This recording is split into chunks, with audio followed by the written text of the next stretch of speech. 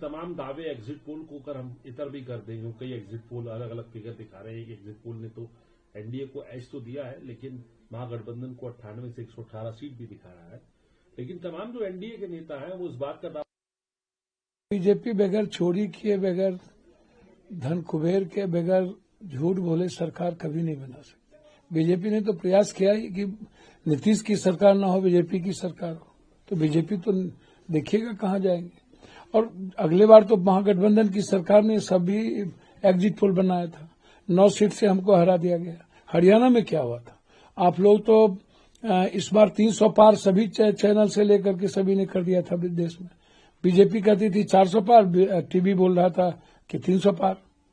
क्या हुआ भैया? क्या हुआ आज तक? चाणक्य का एक बार के बाद क्या हुआ भैया? ये माध्यम है चोरी करने का। आप ये समझो, एग्जिट पोल के बहाने आप चोरी करते हो। अब महिलाओं के बहाने चोरी करोगे, बोलोगे हमने 40,000 को दे दिया है और महिलाएं हमको वोट दे रही है। आप चोरी करोगे और कहोगे महिलाएं हमको वोट दे रही है, हमको वोट दे दी। 4 लाख महिला ज्यादा वोट दिया है। तो भैया 4 लाख महिला आपके खिलाफ भी तो थी। ममता, आशा, जीविका दीदी आपके खिलाफ थी। आपने आंगनबाड़ी को क्या किया? 300 रुपया बढ़ाया। आपने क्या किया? आपके खिलाफ तो थी। राम जाति की महिलाएं को आप देख लो, आप उठा करके देखो। अच्छा, जाति सच को कहां ले जाओगे आप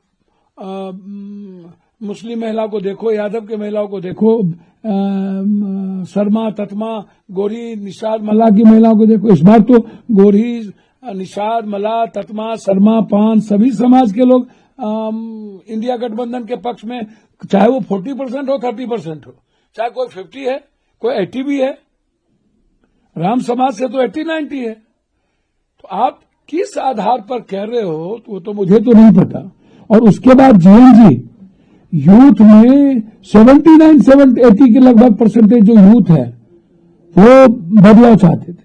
वो बिल्कुल बीपीएससी, एसएससी जो हमारे नेता लगातार लड़ रहे हैं, या जो अत्यंत पिछड़ी जाति की बात हो रही है, अब देखना कल आपको पता चलेगा कि हम कहाँ हैं और कहाँ नहीं हैं। जब बात कर रहे हैं तो मैं आज की ही बात कर रहा हूँ, क्योंकि अब कुछ आज हम माने कि आप लोगों की सरकार बन रही है, इंडिया गठबंधन की सरकार बन रही है, इसके लिए पप्पू यादव जी आश्वस्त है। देखिए, मैं आश्वस्त हूं या न हूं, आज अभी मैं आपसे मुलाकात के बाद तो शुरू हो जाएगी।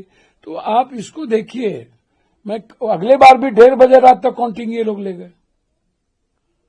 और फिर मैं कह रहा हूं कि कल सुबह सासाराम में क्या हुआ था?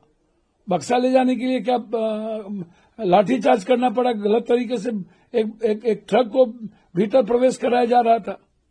तो आधार, आप इस आधार को नहीं मान सकते। यह कहना कि फलना पार्टी को इतना परसेंटेज वोट आ जाएगा, कहां से आ जाएगा? 60 लाख वोट उन्हीं को मिल जाएगा। तो बिल्कुल एकदम आप इसको समझ लीजिए कि गलत तरीके से लोकतंत्र की हत्या करके, लोगों के अधिकार, मत का अधिकार का हनन करके और इंस्पेक्टर राज को कायम करके सत्ता में अगले बार भी बने रहना और फिर से चोरी करके सत्ता में आना, यह देश की डेमोक्रेसी के लिए सही नहीं है। आक्रोश बढ़ेंगे, गुस्सा लोगों में धीरे धीरे बढ़ती जा रही है। और मुझे लगता है कि जो मैं समझ रहा हूं कि एक दिन लोकतंत्र की रक्षा के लिए लोग सड़कों पर ना आ जाए। आखिरी और महत्वपूर्ण सवाल सर, आप जो कह रहे हैं इसका मतलब ये लग रहा है कि आपको एक प्रशासन कहीं ना कहीं जो है गड़बड़ियों के आप आरोप लगा रहे हैं और ये भी मान रहे हैं कि सरकार नहीं बनेगी। अच्छा अमित भाई, कैसे 160-65 की बात करते हैं? हम ये तो मान ही नहीं रहे सरकार नहीं बने। अगले बार तो आप हमको 9 वोट से हरा दिए ना भाई, तो 9 सीट से, ये तो दिख ही रहा है।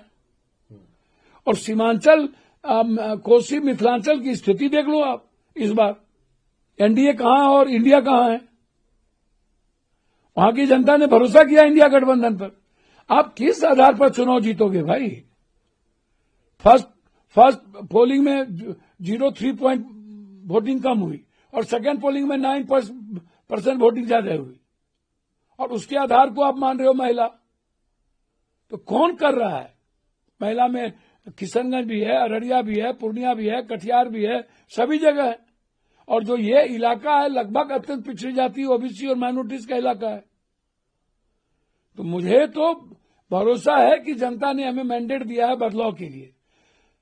अब जनता के अधिकार को ही खत्म कर दे और अमित शाह जी की पुर्जी ही चल जाए, तो ये तो मैं कुछ नहीं कह सकता हूं। लगभग चैनल सट्टा बाजारों किसी हाथ से खेलते रहे या बीजेपी ने सब लगभग एग्जिट पोल वाले लोग जो बैठ करके जो सोशल मीडिया वाले बीजेपी के माल लेकर के भगभग करते रहते हैं, तो ये तो मैं कुछ नहीं कह सकता।